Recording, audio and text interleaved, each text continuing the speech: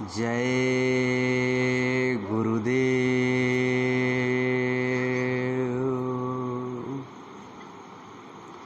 परम पूज्य परम संत बाबा जय गुरुदेव जी महाराज के चरणों में कोटान कोटि बार नमन प्रणाम करते हुए यह विनय विनती करते हैं कि हम सभी की जीवात्माओं को इस काल माया के देश से निकाल करके हमें हमारे अपने घर सतलोक सचखंड ले चलें। साथ ही साथ पूज्य महाराज जी के चरणों में कोटान कोटि बार नमन प्रणाम करते हुए यह विनय विनती करते हैं कि हम सभी की जीवात्माओं पर अपनी दया दुआ बनाए रखें। हम सभी जीवात्माओं पर अपना मार्गदर्शन देते रहें। जय गुरुदेव।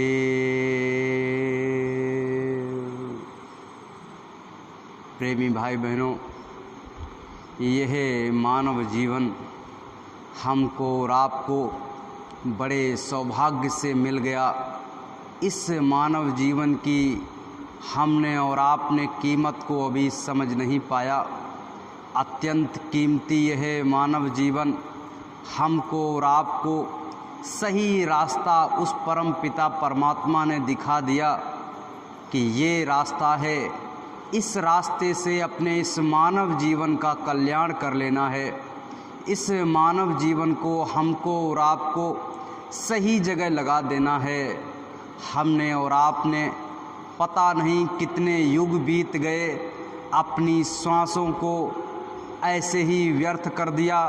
जाने कितनी बार हमको और आपको ये शरीर मिला, लेकिन हमने और आपने इस शरीर को ऐसे ही व्यर्थ कर दिया। लगातार बार बार संत महात्माओं ने हमको समझाने की कोशिश की, संत महात्माओं ने हमको और आपको बताने की कोशिश की कि ये संसार पराया है। दूसरे के देश में हम और आप अपनापन खोजने की कोशिश कर रहे, अपनी वस्तुओं को खोजने की कोशिश कर रहे, लेकिन कामयाब नहीं हो पाए।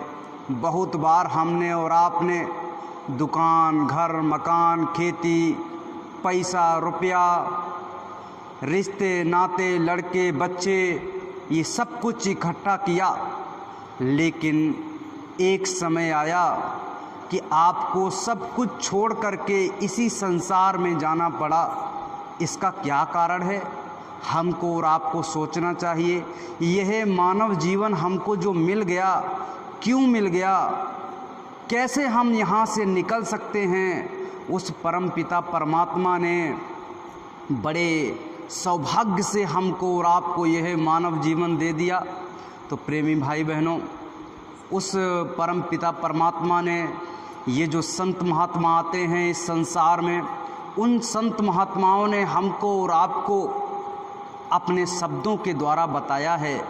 उन्होंने एक चेतावनी को लिखा है। इसके एक एक शब्द में हमको और आपको मिलेगा कि हमारा जीवन क्या है और हम किस लिए इस संसार में आए हैं।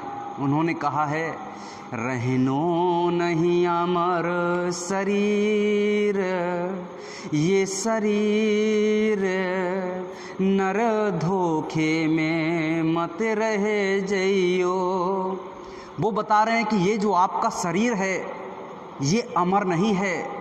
आपके दादा परदादा चले गए, आपके रिश्तेदार चले गए, आपके माता पिता चले गए, दोस्त चले गए, और एक ना एक दिन निश्चित है कि आपका भी समय खत्म हो जाएगा और इस संसार से आपको भी जाना पड़ेगा। उन्होंने कहा, रहनो नहीं अमर शरीर, ये शरीर नर धोखे में मत रहे जइयो। यहाँ दो दो दिन के मेले हैं, उड़ जाएंगे हंस अकेले हैं। उन्होंने बताया यहाँ पर दो दो दिन के मेले हैं। हमको और आपको बीच में ही सारे रिश्ते नाते मिले और बीच में ही सब छोड़ते छोड़ते छोड़ते छोड़ते आपको चले गए, और एक दिन आपको भी सबको छोड़ करके जाना पड़ेगा। इसलिए हमको और आपको ये समझना है कि वो परम पिता परमात्मा, हमको उसको कैसे प्राप्त करना है, उसके लिए कौन सी विधि है, कौन सा रास्ता है जिससे उस परमात्मा को प्राप्त किया जा सकता है। प्रेमी भाई बहनों, उन्होंने कहा, यहाँ दो दो दुनिया के मेले हैं, उड़ो जाएंगे हंस अकेले हैं, यहाँ रहे न बड़े बड़े वीर, हाँ वीर, नर धोखे में मत रह जइयो। यहाँ बड़े बड़े वीर, इतने इतने बलवान वीर की हाथी को उठा करके फेंक देते थे, एक नहीं 100 हाथियों के बल रखने वाले भीम, कीचक, बड़े बड़े रावण, ऐसे बड़े बड़े वीर इस धरती पे हुए, लेकिन सबको इस संसार को छोड़ के जाना पड़ा।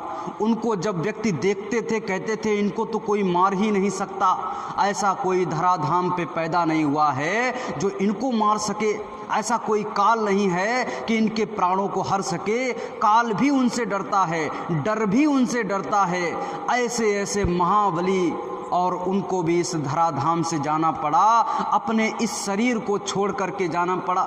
लोग अपने शरीर को देख देख के बड़े खुश होते हैं, वाह हम कितने जो है शक्तिशाली हैं, हमारे पास में कितना पावर है, लोग हमारे सामने झुकते हैं। लेकिन ये तो सब केवल दुनिया की एक जो है माया है, और हमको दिखाई दे रहा है कि ये सब कुछ हमारा है, ये गाड़ी घोड़ा मकान दुकान ताकत पैसा सब कुछ हमारा है।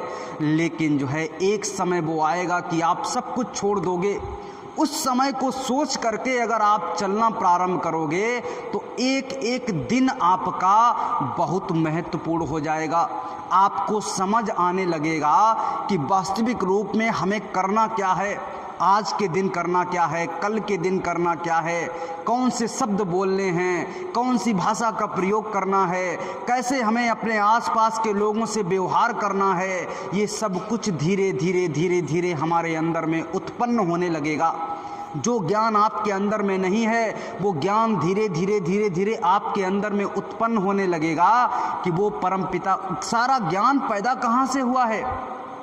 सारा का सारा ज्ञान हमारी जीव आत्मा से और उस परमात्मा के बीच में जो कनेक्टिविटी है, जैसे जैसे आप उसके साथ में जुड़ते चले जाओगे, जितने शांत होते चले जाओगे, वैसे वैसे वो ज्ञान की धारा आपके पास में आना प्रारंभ हो जाएगी।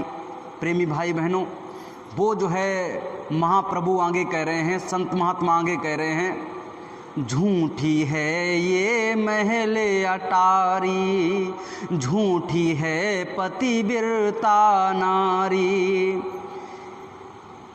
यहाँ पर उन्होंने कहा कि आप जो है यहाँ पर जो आपको दुनिया में दिखाई दे रहा है ये सब झूठ है, आँखों का पर्दा है, आँखों का धोखा है, और एक दिन ये आँखों का धोखा आपका सच हो जाएगा।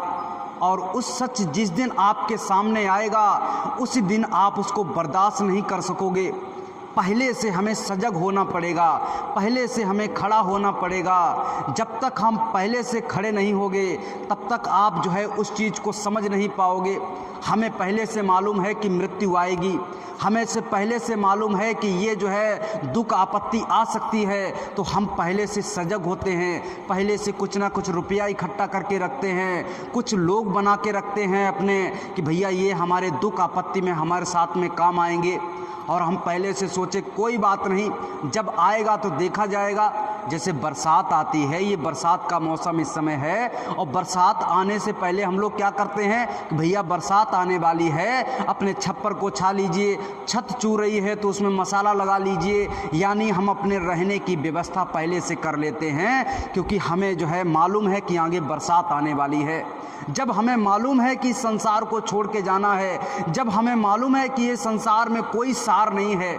एक बार की बात है, लोमस ऋषि एक तरफ से घूमते घूमते आ रहे थे, सामने देखा कि राजा दशरथ अपने दूसरे महल का निर्माण करवा रहे। एक तो बहुत बड़ा उनका महल बना हुआ था और दूसरे महल का निर्माण करवा रहे। राजा दशरथ के पास में गए लोमस ऋषि, कहा ये क्या करवा रहे आप? कहा कि मैं बहुत बड़े एक महल का निर्माण करवा रहा हूँ। कहा कि इस समय जो समय कौन सा चल रहा है, त्रेता। क्या चल रहा है? त्रेता चल रहा है, और त्रेता में राम का अवतार हुआ था। तो उन्होंने कहा कि इस समय जो है उम्र कितनी रह गई है? 10,000 वर्ष। कितनी रह गई है? 10,000 वर्ष।